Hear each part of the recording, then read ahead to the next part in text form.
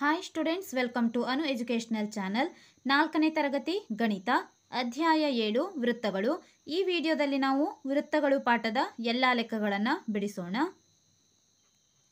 ದೈನಂದಿನ ಜೀವನದಲ್ಲಿ ನೀನು ಗಮನಿಸಿರುವ ವೃತ್ತಾಕಾರವನ್ನು ಹೋಲುವ ಕೆಲವು ವಸ್ತುಗಳನ್ನು ಪಟ್ಟಿ ಮಾಡು. ಇಲ್ಲಿ ನೀವು ದೈನಂದಿನ ಅಂದರೆ ದಿನನಿತ್ಯದ ಜೀವನದಲ್ಲಿ ನೋಡುವಂತಹ ವೃತ್ತಾಕಾರದ ವಸ್ತುಗಳನ್ನು ಪಟ್ಟಿ ಮಾಡಬೇಕು. ಉದಾಹರಣೆ ಗಾಜಿನ ಬಳೆ ಎಂದು ಕೊಟ್ಟಿದ್ದಾರೆ. ಇನ್ನು 3 ಉದಾಹರಣೆಗಳನ್ನು ಬರೆಯೋಣ. ಉದಾಹರಣೆ 2 ಲೋಟ, ನಾಣ್ಯ ಮತ್ತು ಕೆಲವು ಗಡಿಯಾರಗಳು ವೃತ್ತಾಕಾರದಲ್ಲಿ ಇರುತ್ತವೆ. ಆದ್ದರಿಂದ ಗಡಿಯಾರ ಇವು ವೃತ್ತಾಕಾರವನ್ನು ಹೋಲುವಂತಹ ವಸ್ತುಗಳಾಗಿದ್ದಾವೆ. ನೀನು ಪ್ರತಿನಿತ್ಯ ಗಮನಿಸುವ ಯಾವ ಯಾವ ವಸ್ತುಗಳಿಂದ ಸರಿಸುಮಾರು ವೃತ್ತ ರಚಿಸಬಹುದು ಕೆಲವನ್ನು ಪಟ್ಟಿ ಮಾಡು. ಇಲ್ಲಿ ನೀವು ದಿನನಿತ್ಯ ಗಮನಿಸುವಂತಹ ಯಾವ ಯಾವ ವಸ್ತುಗಳಿಂದ ವೃತ್ತ ರಚಿಸಬಹುದು ಎಂದು ಕೆಲವು ಉದಾಹರಣೆಗಳನ್ನು ಬರೆಯಬೇಕು. ಮೊದಲನೆಯದಾಗಿ ಬಳೆ, ಗಾಜಿನ ಲೋಟ,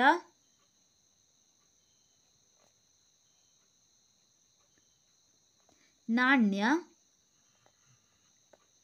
ಮತ್ತು ಬಾಟಲ್ ಮುಚ್ಚಳ.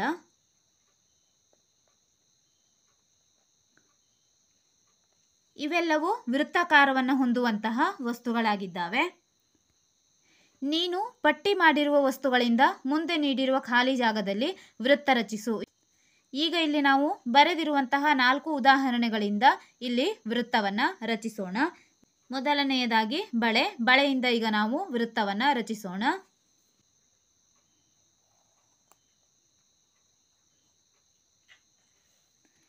ಈಗ ನಾವು ಬಳೆಯಿಂದ ವೃತ್ತಾಕಾರವನ್ನು ರಚಿಸಿದ್ದೇವೆ. ಎರಡನೆಯದಾಗಿ ಗಾಜಿನ ಲೋಟ,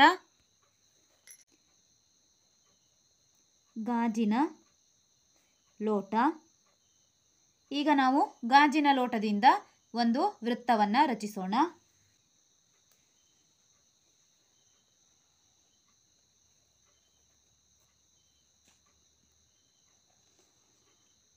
ಇಲ್ಲಿ ನಾವು ಗಾಜಿನ ಲೋಟದಿಂದ ವೃತ್ತವನ್ನು ರಚಿಸಿದ್ದೇವೆ.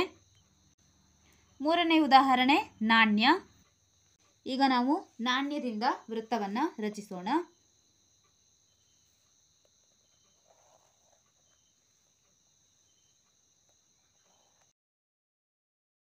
ನಾಣ್ಯದಿಂದ ವೃತ್ತವನ್ನು ರಚಿಸಿದ್ದೇವೆ. 4ನೇ ಉದಾಹರಣೆ ಬಾಟಲ್ ಮುಚ್ಚಳ.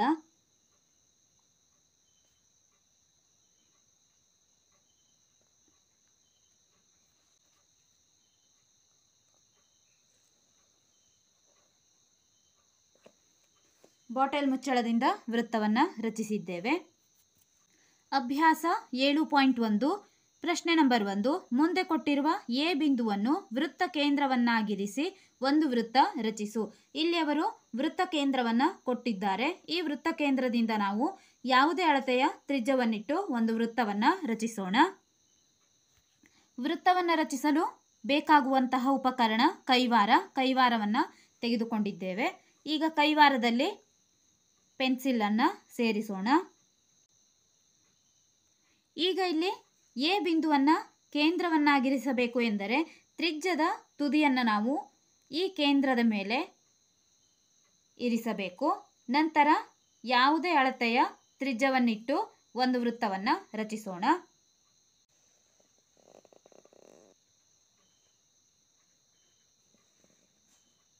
ಈಗ ನಾವು ವೃತ್ತವನ್ನು ರಚಿಸಿದ್ದೇವೆ.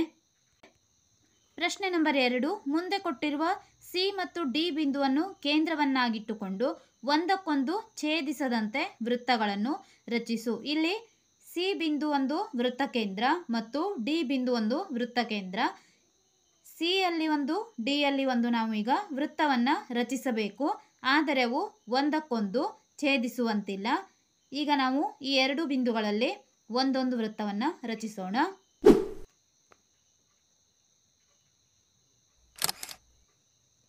ಸಿ ಬಿಂದುವಿನಲ್ಲಿ ವೃತ್ತವನ್ನು ರಚಿಸಿದ್ದೇವೆ. ಈಗ ಡಿ ಬಿಂದುವಿನಲ್ಲಿ ಇನ್ನೊಂದು ವೃತ್ತವನ್ನು ರಚಿಸೋಣ.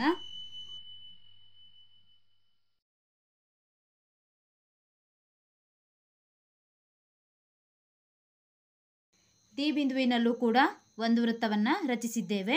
ಈ ಎರಡು ವೃತ್ತಗಳು ಒಂದನ್ನೊಂದು ಛೇದಿಸುತ್ತಿಲ್ಲ.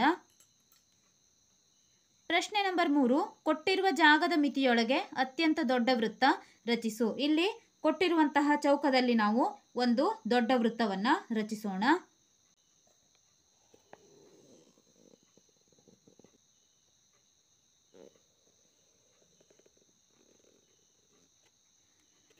ಈ ಚೌಕದಲ್ಲಿ ಒಂದು ವೃತ್ತವನ್ನು ರಚಿಸಿದ್ದೇವೆ. ಈಗ ಈ ಸಣ್ಣ ಚೌಕದಲ್ಲಿ ಇನ್ನೊಂದು ವೃತ್ತವನ್ನು ರಚಿಸೋಣ.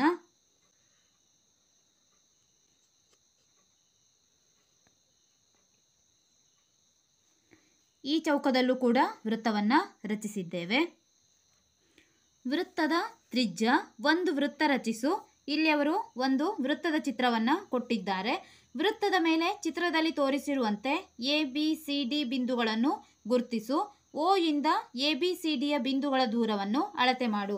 ಇದೇ ರೀತಿಯಾಗಿ ನಾವು ಇಲ್ಲಿ ಇನ್ನೊಂದು ವೃತ್ತವನ್ನು ರಚನೆ ಮಾಡಿ ABCDಗಳ ದೂರವನ್ನು ಅಳತೆ ಮಾಡಬೇಕು. ಈಗ ಇಲ್ಲಿ ನಾವು ಇನ್ನೊಂದು ವೃತ್ತವನ್ನು ರಚಿಸೋಣ.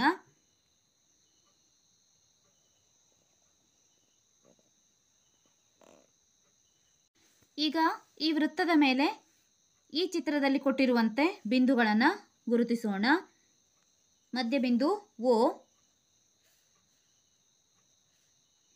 ABCD 4 ಬಿಂದುಗಳು, A, B, C ಮತ್ತು D. ಈಗ ನಾವು ಈ ಚಿತ್ರದಲ್ಲಿ A ಇಂದ ABCDಗೆ ಇರುವ ದೂರವನ್ನು ಅಳತೆ ಮಾಡೋಣ. ಮೊದಲನೆಯದಾಗಿ O ಇಂದ Aಗೆ ಇರುವ ದೂರ. ಇಲ್ಲಿ O ಇಂದ Aಗೆ 2.5 ಸೆಂಟಿಮೀಟರ್ ದೂರವಿದೆ. 1, 2, 3 ಮತ್ತು 2ರ ಮಧ್ಯ 2.5 ಸೆಂಟಿಮೀಟರ್ ದೂರವಿದೆ. ಇಲ್ಲಿ ಬರೆಯೋಣ. OA 2.5 ಸೆಂಟಿಮೀಟರ್, OBಯ ದೂರ 2.5 ಸೆಂಟಿಮೀಟರ್, OCಯ ದೂರ 2.5 ಸೆಂಟಿಮೀಟರ್ ಮತ್ತು ODಯ ದೂರ ಕೂಡ 2.5 ಸೆಂಟಿಮೀಟರ್ ಆಗಿದೆ. ಆದ್ದರಿಂದ OB = 2.5 centimetre, OC = 2.5 centimetre, OD = 2.5 centimetre. ಇಲ್ಲಿ ನೀವು ಯಾವುದೇ ಅಳತೆಯ ತ್ರಿಜ್ಯವನ್ನು ಬೇಕಾದರೂ ತೆಗೆದುಕೊಳ್ಳಬಹುದು. ಅದೇ ರೀತಿ ಇನ್ನು ಕೆಲವು ಬಿಂದುಗಳನ್ನು ಗುರುತಿಸಿ O ನಿಂದ ದೂರವನ್ನು ಕಂಡುಹಿಡಿ. ನಿನ್ನ ತೀರ್ಮಾನವೇನು ಎಂದು ಕೇಳುತ್ತಿದ್ದಾರೆ. ತೀರ್ಮಾನ ಏನೆಂದರೆ ವೃತ್ತ ಕೇಂದ್ರದಿಂದ ವೃತ್ತದ ಮೇಲಿನ ಎಲ್ಲ ಬಿಂದುಗಳು ಸಮದೂರದಲ್ಲಿರುತ್ತವೆ. ಅಂದರೆ ಇಲ್ಲಿ ಈ ವೃತ್ತ ಕೇಂದ್ರದಿಂದ ವೃತ್ತದ ಮೇಲಿರುವಂತಹ ಯಾವುದೇ ಬಿಂದುವನ್ನು ನಾವು ಅಳತೆ ಮಾಡಿದರೂ ಆ ಎಲ್ಲ ಅಳತೆಗಳು ಸಮನಾಗಿಯೇ ಇರುತ್ತವೆ. ಅಭ್ಯಾಸ 7.2 ಈ ವೃತ್ತಕ್ಕೆ ಒಂದು ತ್ರಿಜ್ಯ ಎಳೆ. ಈಗ ನಾವು ಈ ವೃತ್ತಕ್ಕೆ ಒಂದು ತ್ರಿಜ್ಯವನ್ನು ಎಳೆಯೋಣ. ತ್ರಿಜ್ಯ ಎಂದರೆ ವೃತ್ತ ಕೇಂದ್ರದಿಂದ ವೃತ್ತಕ್ಕಿರುವಂತಹ ದೂರ. OA ತ್ರಿಜ್ಯ OA. ಪ್ರಶ್ನೆ 2, ಈ ವೃತ್ತಕ್ಕೆ ಒಂದು ವ್ಯಾಸ ಎಳೆ. ವ್ಯಾಸ ಎಂದರೆ ವೃತ್ತದ ಒಂದು ಬಿಂದುವಿನಿಂದ ಇನ್ನೊಂದು ಬಿಂದುವಿಗೆ ವೃತ್ತ ಕೇಂದ್ರದ ಮೂಲಕ ಹಾದು ಹೋಗುವಂತಹ ರೇಖೆಯನ್ನು ವ್ಯಾಸ ಎಂದು ಕರೆಯುತ್ತಾರೆ. ಈಗ ನಾವು ಒಂದು ವ್ಯಾಸವನ್ನು ರಚಿಸೋಣ. PQ ಇದು ವ್ಯಾಸವಾಗಿದೆ. ಆದ್ದರಿಂದ ವ್ಯಾಸ PQ. ಪ್ರಶ್ನೆ ನಂಬರ್ 3, ಚಿತ್ರ ಗಮನಿಸಿ ಬಿಟ್ಟ ಸ್ಥಳ ತುಂಬು. A ವೃತ್ತ ಕೇಂದ್ರ. ವೃತ್ತ ಕೇಂದ್ರ ಎಂದರೆ ವೃತ್ತದ ಮಧ್ಯಭಾಗದಲ್ಲಿರುವಂತಹ ಬಿಂದು. ಇಲ್ಲಿ ವೃತ್ತ ಕೇಂದ್ರ M. ತ್ರಿಜ್ಯ, ಇಲ್ಲಿ 3 ತ್ರಿಜ್ಯಗಳಿದ್ದಾವೆ. ವೃತ್ತ ಕೇಂದ್ರದಿಂದ ವೃತ್ತಕ್ಕೆ MQ, MR ಮತ್ತು MP ಎನ್ನುವ 3 ತ್ರಿಜ್ಯಗಳಿದ್ದಾವೆ. MP, MR ಮತ್ತು MQ. C ವ್ಯಾಸ. ವ್ಯಾಸ ಎಂದರೆ ಇಲ್ಲಿ ವೃತ್ತದ ಒಂದು ಬಿಂದುವಿನಿಂದ ಇನ್ನೊಂದು ಬಿಂದುವಿಗೆ ವೃತ್ತ ಕೇಂದ್ರದ ಮೂಲಕ ಹಾದು ಹೋಗುವಂತಹ ರೇಖೆ PQ ಆಗಿದೆ. ವೃತ್ತದಲ್ಲಿರುವ ಒಟ್ಟು ತ್ರಿಜ್ಯಗಳ ಸಂಖ್ಯೆಯನ್ನು ಕೇಳುತ್ತಿದ್ದಾರೆ. ವೃತ್ತದಲ್ಲಿರುವ ಒಟ್ಟು ತ್ರಿಜ್ಯಗಳ ಸಂಖ್ಯೆ 1, 2, 3. ಇಲ್ಲಿ 3 ತ್ರಿಜ್ಯಗಳಿದ್ದಾವೆ. ಆದ್ದರಿಂದ ವೃತ್ತದಲ್ಲಿರುವ ಒಟ್ಟು ತ್ರಿಜ್ಯಗಳ ಸಂಖ್ಯೆ 3. ಈ ವಿಡಿಯೋದಲ್ಲಿ ನಾವು ವೃತ್ತಗಳು ಪಾಠದ ಎಲ್ಲ ಅಭ್ಯಾಸದ ಲೆಕ್ಕಗಳನ್ನು ಬಿಡಿಸಿದ್ದೇವೆ. ಮುಂದಿನ ವಿಡಿಯೋದಲ್ಲಿ ಅಧ್ಯಾಯ 8 ಮಾನಸಿಕ ಲೆಕ್ಕಾಚಾರ ಪಾಠದ ಎಲ್ಲ ಅಭ್ಯಾಸದ ಲೆಕ್ಕಗಳನ್ನು ಬಿಡಿಸೋಣ. ನಮ್ಮ ಚಾನೆಲ್ನ ಎಲ್ಲ ಹೊಸ ವಿಡಿಯೋಗಳಿಗಾಗಿ ಅನು ಎಜುಕೇಷನಲ್ ಚಾನೆಲ್ನ ಲೈಕ್ ಮಾಡಿ, ಶೇರ್ ಮಾಡಿ, ಸಬ್ಸ್ಕ್ರೈಬ್ ಮಾಡಿ, ಹಾಗೆ ಪಕ್ಕದಲ್ಲಿರುವ ಬೆಲ್ ಐಕಾನ್ ಪ್ರೆಸ್ ಮಾಡಿ.